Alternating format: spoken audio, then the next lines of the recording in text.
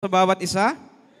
And I hope you are ready, amen, to study and learn about the Word of God this morning. Amen?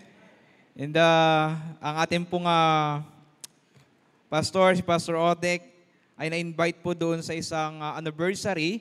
And he told me na ako yung magmensahe po ngayong linggo na ito. Pero nakalimutan ko, meron pala tayong tema. May tema pala tayo this month. But I think the Lord lead me dito po sa mensahe na to because I pray and pray that the Lord will give me the message na kailangan po ng bawat isa. And I believe faith that pleases God ay kailangan po natin sa ating buhay. Alam niyo po, the storm na ating pong tema, pag may storm tayo sa buhay, sometimes our faith ay nagiging weak.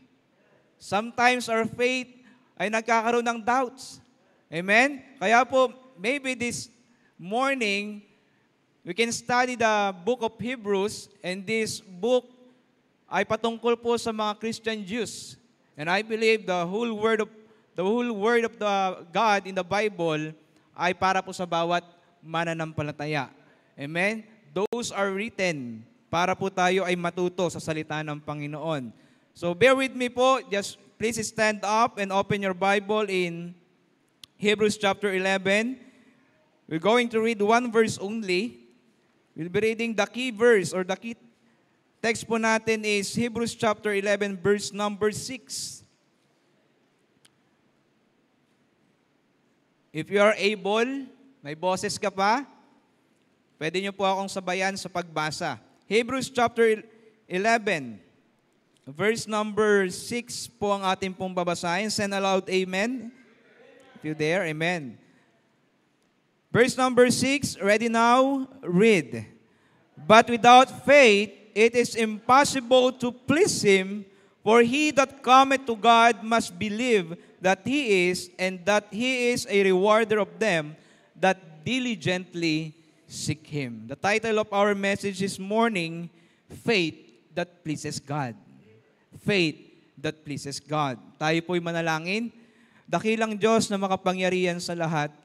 Lord, wala po akong kakayanan. I am nothing, Panginoon. At hindi po ako dapat mag-hold back, Panginoon, sa pagpipreach ng inyo pong salita. Lord, help me, Lord, as I speak outwardly, you speak inwardly, stir the heart of your people, Panginoon, and be challenged, Panginoon Diyos, sa inyo pong salita. Thank you, Lord, for this privilege, Panginoon. Hindi po ako karapat-dapat. Hindi po ako, Panginoon, magaling. But Lord, I pray that your Holy Spirit will guide me, Panginoon, sa lahat ng aking sasabihin. Lord, help me, Lord, to preach only the pure word of God, Panginoon. Hindi po samahan ng aking pong sariling katalinuhan, ng aking sariling filosofiya, Panginoon Diyos. But Lord, only the pure word of God. So God bless us as we study, and may you open the hearts and mind of your people this morning that they may comprehend, that they may understand, and apply it, Panginoon, sa kanila pong mga buhay, sa buhay po, Panginoon namin. Lord, thank you, Lord, for saving us.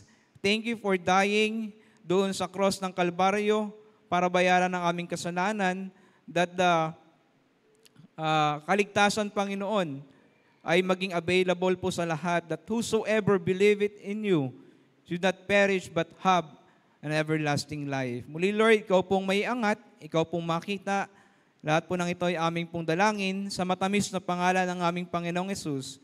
Amen and amen. Please be seated po and fasten your seatbelt. We're going to start our message this morning. Our title is Faith that Pleases God. So sa ating pong introduction, this chapter ay kilala po bilang faith chapter. Amen? Everyone Christian o manampalataya ay alam po that this chapter is known as faith chapter. Marami po doon sa Old Testament na nailista po dito sa salita ng Panginoon sa Hebrews chapter number 11. And a key concern in this epistle is that Christian may remain strong in faith. Tayo po ay maging strong pa sa ating pananampalataya. And the content of this book are deep and challenging. And I hope this morning, every one of us, baguhan ka man na mananampalataya o nagbabalik ka man na mananampalataya, I hope and I pray na ikaw po ay ma-challenge sa salita po ng Panginoon. Amen? Alam niyo po, ang salita ng Panginoon will not come back void. Ito po ay merong ma-accomplish whether sa mga bata, sa teenager, or sa adult. Amen?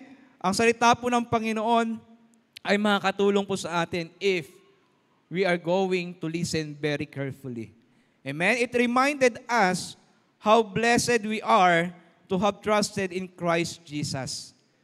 Kung babasahin po natin yung Hebrews, especially chapter 11, papaalalahanan po tayo na tayo ay mapalad dahil tayo ay nasa Panginoong Jesucristo. Why? Because in this book teaches the superiority of Christ. Amen? Tayo na nampalataya kay Kristo, knowing na itong Panginoong Jesucristo ay mataas sa lahat. Amen? And we are blessed. And the key word in this book is better. Amen? Better, kahit na anong puntahan mo, wala yan, baliwala yan sa Panginoon because Jesus Christ is better than those people. Even yung mga nabanggit po dito sa salita ng Panginoon sa Hebrews chapter 11. He is better than the angel. In Hebrews chapter 1, verse number 4, the Bible says, being made so much better than the angels, as he had by inheritance obtained a more excellent name than they. So Jesus Christ is better than angel, and also he is better than Moses. Kahit na si Moses po ay ginawa bilang isang leader ng Israelites, and he accomplished lots of things sa buhay po ng mga Israelites. But the Bible says in this book, Jesus Christ is better than Moses. Amen? He is also better than Aaron, the priest. Diba? Siya po ay mas better sa mga tao na ito. And the purpose of this epistle was to exhort his reader to remain faithful to the much better things they have in Jesus Christ. Alam niyo po, minsan pinagpapalit natin. Yung mga meron tayong mga kagandahang buhay sa Panginoon doon sa mga bagay sa sanlibutan. Akala po natin, yun ay better. Pero ang better thing sa buhay po natin ay yung tayo po'y nandoon sa will ng Panginoon. Amen? Sometimes, come up sa akin pong isipan, mas maganda atang doon na lang ako, mas maganda na lang atang hindi ako magpatuloy. That the storm in life, di ba minsan? Pero hindi po yun better. Ang better ay yung tayo ay nandoon sa kalooban ng Panginoon. Minsan pag tayo nasa kalooban ng Panginoon, may mga troubles din. Amen? Minsan pag tayo nandoon sa kalooban ng Panginoon, may mga challenges din. Ang akala lang po natin, pag tayo ay nasa kalooban ng Panginoon, masarap na buhay. No. Yes, merong mga convenient, but there is a challenge po sa ating pong buhay. Amen? Because Christian life is not just, magiging masaya. It's full of challenges. Alam niyo po, nung ako'y naging mananampalataya, diyan po naging maraming challenges sa buhay. Diba? Bakit? You know what God wants for us, diba? Alam mo nang bawal sa yan. Alam mo nang di mo na pwedeng gawin yan. Diba? Mas maraming challenges sa buhay nung hindi po ako believers. Kung ano-ano lang gagawin natin, amen? Wala tayong pakialam eh. Pero the moment na tayo po ay nagkaroon ng relasyon sa Panginoon, tayo po ay merong mga challenges, but the good thing is, there is the Lord Jesus Christ better than those challenges. Amen? So marahil po, meron sa kalagitnaan natin na hindi na o ayaw ng manatili.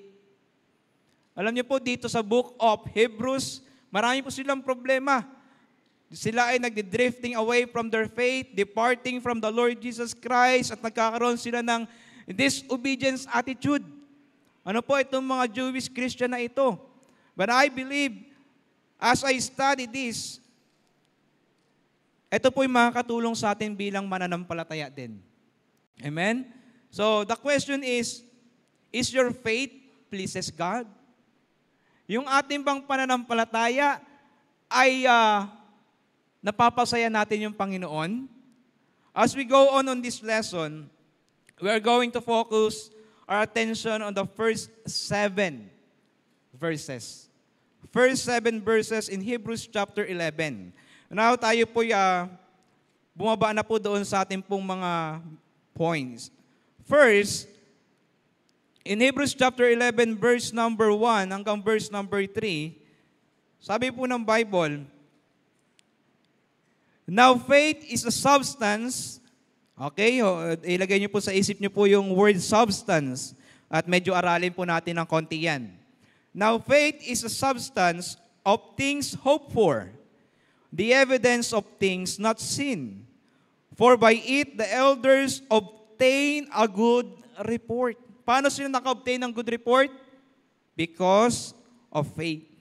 Through faith, we understand that the worlds were framed by the Word of God, so that things which are seen were not made of things which do appear. What we can say in this passage of Scripture, we can see here, faith explained.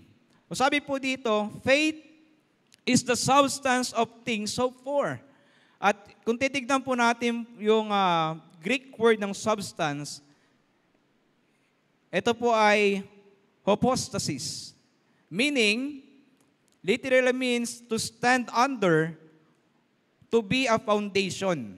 In Hebrews chapter 3 verse number 14, Bible says, for we are made partakers of Christ, even we hold the beginning of our confidence is steadfast unto the end. You know, the word substance here in Hebrews chapter 11 verse number 1 is simply means confidence. Amen? Ibig sabihin, tayo ay may faith, kaya tayo ay merong confidence. Diba? Meron tayong kumpiyansa. It means confidence, meaning firm trust and assurance. Now, faith is the beginning or being sure of what we hope for, o sigurado tayo sa ating inaasahan. That is faith.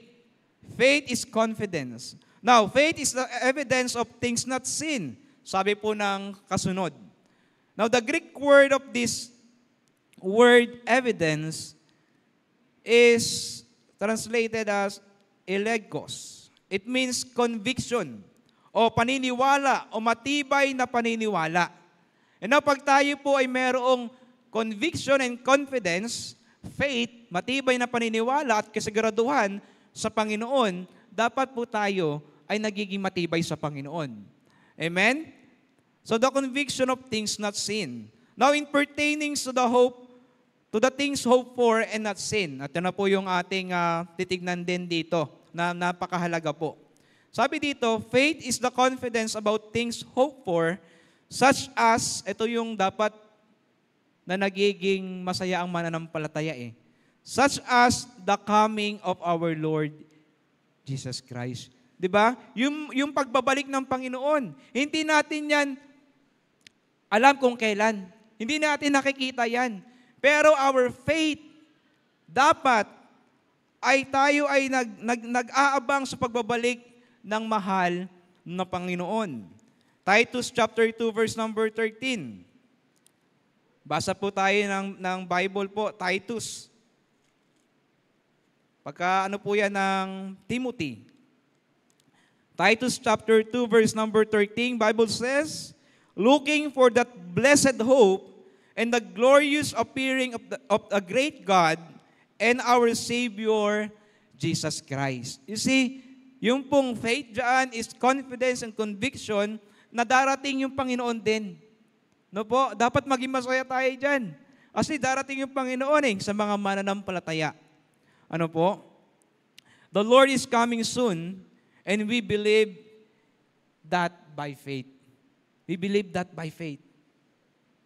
Faith is the conviction about things we have not seen, such as the existence of God. Di ba? Wala naman nakakita sa Panginoon Pero by faith, tayo ay naniniwala na mayroong Diyos. Amen? Ay, make sense po ba ngayon pong umaga? So, faith is the conviction about things we have not seen, such as the existence of God, whom no man has seen. 1 Timothy 6, chapter 16. But bigyan po natin ng supporting verse po yan. 1 Timothy 6, verse number 16. The Bible says, who only hath immortality dwelling in the light, which no man can approach unto, whom no man hath seen, nor can see, to whom be honor and power everlasting. Amen. So yung faith na yan, dapat nagbibigay sa atin ng kumpiyansa, ng paniniwala na mayroong Diyos at mayroong Diyos na tutulong sa atin. Amen? So pangalawang bagay po, hindi lamang po faith explained, but also in verse number 4, in Hebrews chapter 11, sabi po dito, by faith Abel offered unto God a more excellent sacrifice than Cain, by which he obtained witness that he was righteous, God testifying of his gifts, and by it he being dead, yet speaketh. Ito yung maganda eh. Alam niyo po maganda kay Enoch. So pangalawa po natin, first, faith explained. Second, faith exemplified. Ibig sabihin may mga example sa Bible. Okay? Inahalimbawa po sa Bible, unang-una, yung pong testimony ni Abel. Okay, ano po yung testimony ni Abel ito? Faith worshiping. Alam niyo po yung faith worshiping dito kay Abel, when he offer a sacrifice sa Panginoon. Actually, dalawa sila dito. Diba? Abel and Cain. Worship is when we give our deepest affection and highest praise. Yan po yung worship. Akakala po natin yung worship, let's go to church. Diba? Ang worship natin ay umawit tayo. Diba? Ang worship natin, mag-pray tayo, magbigay tayo. Those are good things.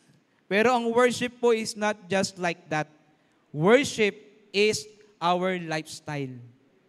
Kung ano yung ating pamumuhay. Dito po sa case po ni Abel, he gave his sacrifice to God by faith.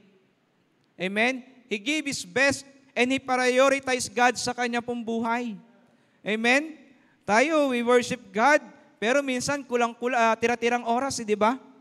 Tayo worship God, yung sobra nating pera eh. Tayo, we worship God, pagka merong sobra tayong mga bagay sa buhay natin eh. Minsan, we worship God sa prayer natin pagka tayo ay talagang nangangailangan na eh.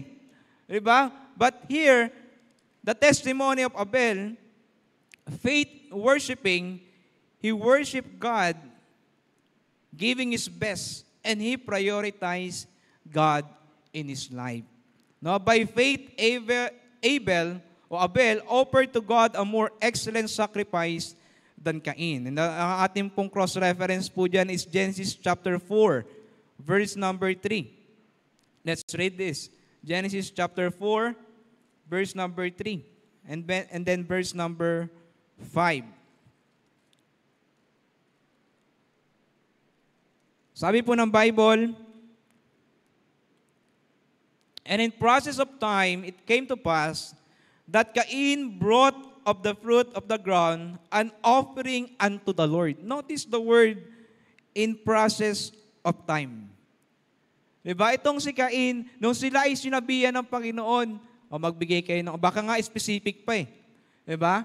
Hindi lang sinunod ni Cain. Pero dito, parang nag-hold back pa itong si Cain. Teka lang. May gagawin pa ako eh. In process of time, it came to pass that Cain brought of the fruit of the ground an offering unto the Lord. Verse number 4.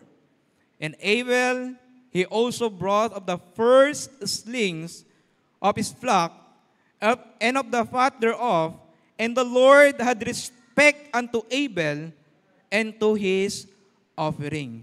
But unto Cain and to his offering, he had not respect, and Cain was very wroth, and his countenance fell. You see, makita po natin dito, Abel offer his best. I don't know sa atin po kung ino-offer natin yung best natin sa Panginoon. Amen? Nalaman natin, Jesus Christ is better. And He give us life and life more abundantly. The question is, are we giving our best sa Panginoon? Are we worshiping God? Giving Him the priority sa ating pong buhay? The Lord respected Abel's offering because he offered the best. Abel gave his offering by faith. At na-mention din po itong si Abel doon po sa New Testament. Amen. Tignan po natin Matthew chapter 23, verse number 35. Yan pong Matthew na yan, sa huli po yan. Sa huli ng Old Testament. Matthew 23, verse number 35. Sana po naintindihan po natin ano. Matthew 23, verse number 35. Bible says that upon you may come all the righteous blood shed upon the earth, from the blood of righteous Abel unto the blood of Zacharias, son of Barachias, whom he slew between temple and the stars and the altar. So ang akin pong dinajustify dito as I read this Matthew 23, verse number 35, na-mention po dyan, righteous Abel. Amen? Righteous Abel. So through his faith, he being dead, and yet, still speak. Amen? Yung kanyang testimony, nagagamit pa po natin. Yung kanyang testimony, nagiging halimbawa pa po sa atin. No? Patay na, pero nagsasalita pa rin. Ang ganda po ng buhay na ganyan. Because of his faith. No? Dito sa atin, buhay pa, pinapatay na eh. Diba? Pero iba dito, patay na, nagsasalita pa. Amen? So Abel gave his very best to God. We should give our very best to God too. Dapat din po nating ibigay yung the best para sa Panginoon. Not only the life of Abel, but also the testimony or the life of Enoch. Unang-una, faith worshiping. Ito pong buhay ni Enoch in Hebrews, nabanggit din siya dito eh. Ito pong antediluvian na mga tao before the flood. Basahin po natin Hebrews chapter 11, verse number 5. Bible says, by faith Enoch was translated that he should not see death, and was not found because God had translated him. For before his translation, he had his testimony that he pleased God. You see, paano niya po na-please yung Panginoon? By his faith. Alam niyo, hindi natin ma-please yung Panginoon by our looks, by our money. We can please God by our faith. Ang tanong, our faith pleases God? No, ito pong si Enoch is faith working. O faith walking, should I say. Faith walking. By his faith, Enoch was translated so that he did not see death. Ang ganda po ng kanyang testimony. His faith pleased God. At alam niyo po, napakaganda sa buhay ni Enoch. Kung babasahin po natin yung Genesis chapter 5, verse number 21. Balik po tayo sa Genesis. No? Genesis chapter 5, verse number 21. Sabi po ng Biblia, and Enoch lived 65 years and begot Methuselah. Verse 22, and Enoch walk with God. No, anong sinisignifies ng walk dito sa Bible? Anong ibig sabihin po nito? Walk implies a steady and progressive relationship sa Panginoon. Ibig sabihin, tayo ay nagkakaroon ng mas tumatatag at mas lumalagong pananampalataya sa Diyos. Amen? Tayo ay maglakad kasama ang Diyos. How's our walk with God? How's our way of life? Paano ba tayo mabuhay sa sanlibutan na ito? How's our attitudes? How's our desires?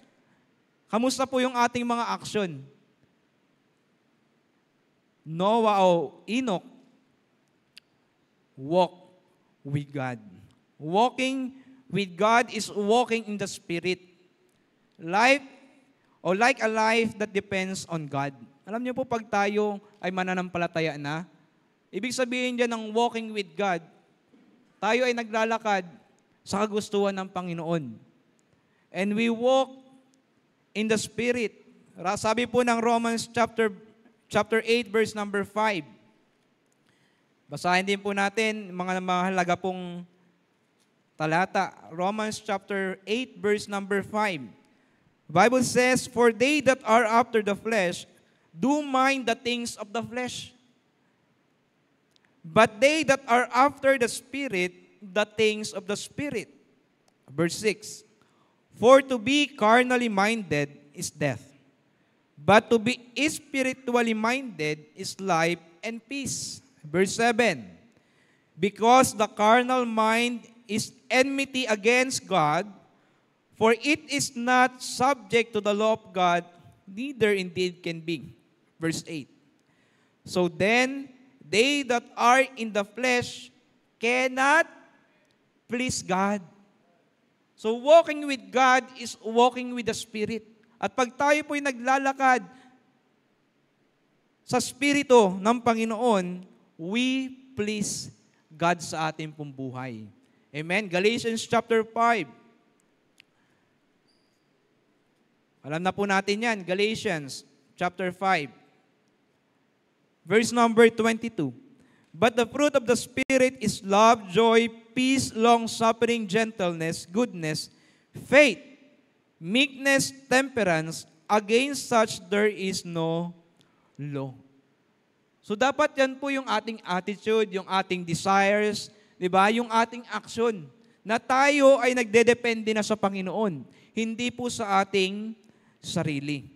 Okay? Walking with God, o faith walking, is walking with God and walking in His Spirit. Now, ulitin ko po yung tanong ko kanina. How's our lifestyle or way of life?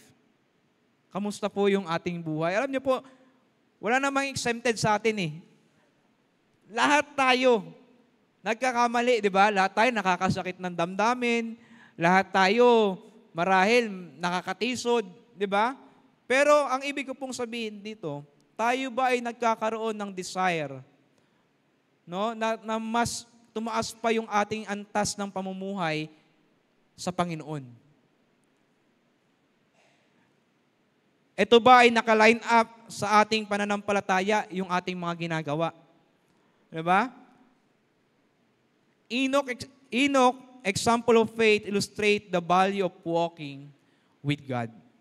We can see sa Hebrews chapter 11 and even Genesis chapter 5, kung babasahin natin yan, dyan po natin malalaman at makikita yung halaga po ng paglalakad sa Panginoon. Not only the life of Enoch and the life of Abel, pangatlo po, the testimony of Noah in verse number 7. This is faith working. Faith working. Basahin natin Hebrews chapter 11 verse number 7. "By faith Noah, being warned of God of things not seen, as yet moved with fear, prepared an ark to the saving of his house, by the which he condemned the world, and became heirs of righteousness, which is by faith." Na-notice nyo lahat sila, heirs of righteousness, by faith. So itong si Noah po, alam natin sa story that he obeys God. Di ba? Pero, yung kanya pong obedience, ang root noon is his faith. Kung aaralin po natin na mabuti yan, yung obedience ni Noah, ang pinakaugat noon ay yung kanyang pananampalataya. You see, that is being moved by godly fear. Ibig sabihin po niya ng move with fear. When our faith is strong enough that it move us to do what God command us. Kung talaga po tayo ay mayroong pananampalataya sa Panginoon, gagawin natin kung ano yung sinabi ng Panginoon, like Noah. Diba? In Genesis chapter 6, verse 1 hanggang verse number 22, makikita natin dyan yung background ng buhay ni Noah. Here, God warned him about things not seen. What is faith? Faith is the substance of things hoped for and the evidence of things not seen. Now, Noah warned about things not seen. Ano yun? The coming flood. Diba? Nakukuha pa natin yung pong pagtatagpi-tagpi po ng salita ng Panginoon. So ano po yung things not seen dyan sa sinabi ng Panginoon sa kanya? The coming flood. His faith in what God said would happen prompted him to act with a reverence toward God. Ang ganda po ng action ni Noah nung narinig niya yung warn ng Panginoon because meron siyang faith. Yung faith niya na yon ay nagtulak sa kanya na gawin yung sinabi ng Panginoon sa kanyang pong buhay. By faith, Noah prepared an ark for the saving of his household. So ginawa niya kung ano yung disenyo ng Panginoon. Kung babasahin niyo yan, binigyan siya ng mga sukat. Ginawa niya yan. Dapat ganun din sa buhay natin. If we have merong pananampalataya sa Panginoon, gagawin natin kung ano yung sinabi ng Panginoon pero hindi dapat yung design natin. Di ba? Minsan ginagawa natin pero Lord, yung design ko Lord, yung plano ko Lord, ganito yung gagawin ko But Noah is different.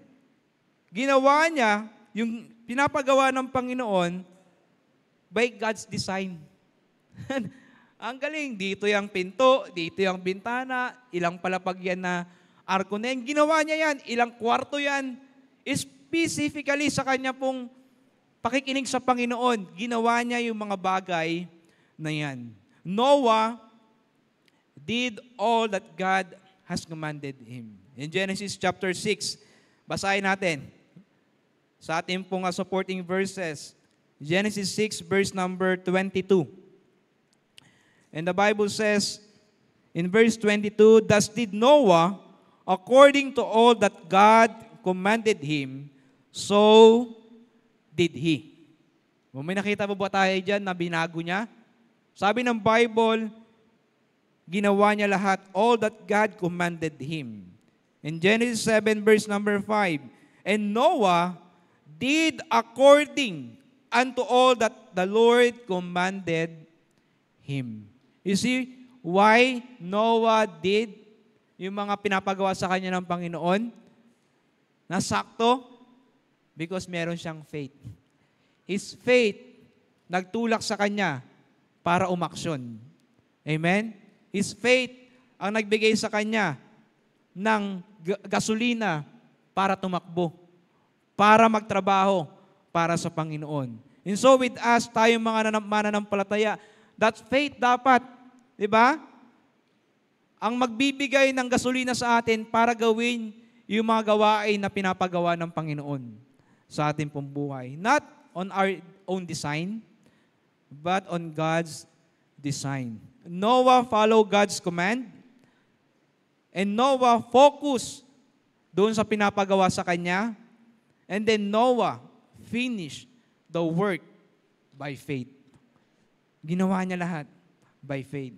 Noah received the standing of being right in God's eyes. Kaya nga sabi sa Bible but Noah found grace in the eyes of the Lord.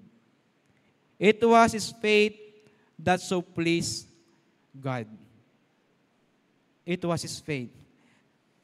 James chapter 2. James chapter 2, basahin po natin yan. Yan, alam ko po, alam niyo po yung mga nilalaman yan. James chapter 2, verse 14 hanggang verse number 26. Mahaba-haba po ito pero basahin natin. Verse 14, what doth it profit, my brethren, though a man say he hath faith, and have not works? Can faith save him? If a brother or sister be naked and destitute of daily food, and one of you say unto them, depart in peace, be you warm and filled. Grabe, no? Notwithstanding, ye give them not those things which are needful to the body, what doth it profit? 17. Even so faith, if it hath not worked, is dead being alone. No, there's a question sa isang mananampalataya. Pag ang isang mananampalataya walang appetite sa gawain ng Panginoon, pag ang isang mananampalataya ay hindi masaya sa ginagawa niya sa gawain ng Panginoon, there is a big question. Mananampalataya kaya? Isinakita natin dito sa ating pong binasa sa James chapter 2, verse 18.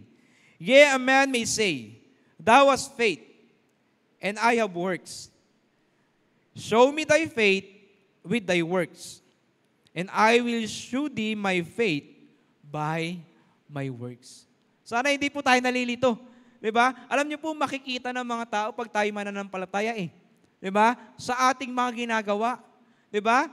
Sa ating paano tayo magmahal, kung paano tayo tumulong, kung paano tayo i-conduct yung ating sarili dito po sa mundo na ito. Thou believest that there is one God, thou doest well. The devil also believe and tremble. But wilt thou know, O vain man, that faith without works is dead? Alam niyo po yung pananampalataya na hindi kumikilos ay patay? Was not Abraham our father justified by works when he had offered Isaac his son upon the altar? Alam niyo yung picture po ni Abraham and Isaac, that is a picture of faith. Diba? Sabi ng Panginoon sa kanya, dali mo yan dun. I-offer mo yan.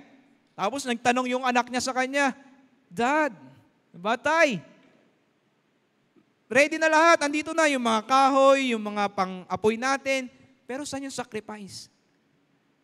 Ang sabi ng tatay niya, yung Panginoon yung magbibigay ng i-offer natin. That is faith sa buhay po ni Abraham. Verse 22, seest thou, faith wrought with his works, and by works was faith made perfect? And the scripture was fulfilled, which saith, Abraham believed God, and it was imputed unto him for righteousness, and he was called the friend of God. Ye see then how that by works a man is justified, and not by faith only. Likewise also was not Rahab, the harlot, justified by works, when she had received the messengers. Naalala niyo to si Rahab? Yung story niya?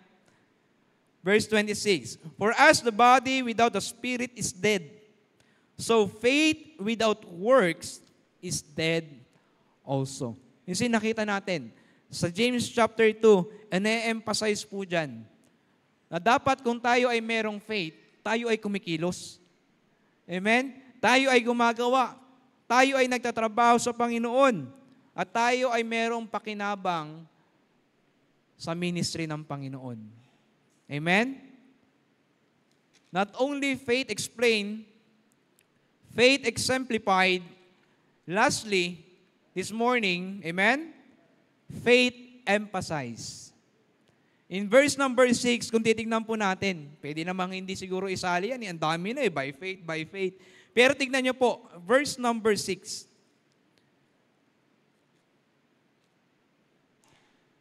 Sabi dyan, but without faith, it is impossible to please God. Mga kapatid, kahit anong ginagawa mo, maganda. Di ba? Kung anong ginagawa mo sa church, nakakatulong ka. Kung wala yan sa pananampalataya sa Panginoon, we cannot please God. Amen? We cannot please God. Sabi diyan ng salita ng Panginoon, by faith, but without faith, it is impossible to please Him.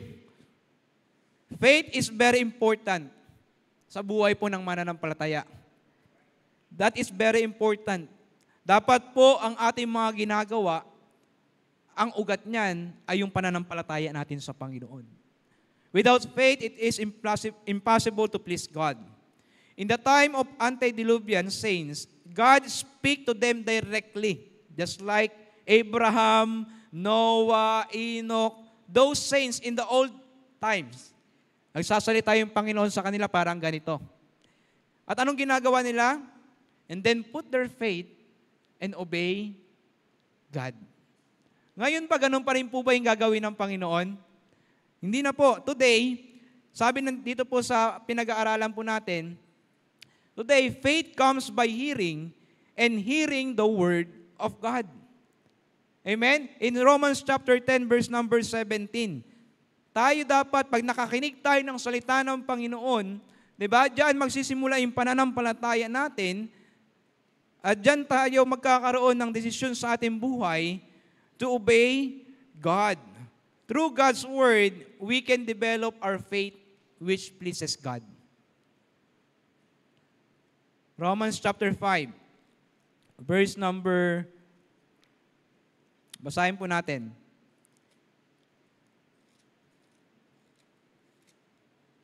Pakipatay na lang po yung ilaw, ha? Romans chapter 5.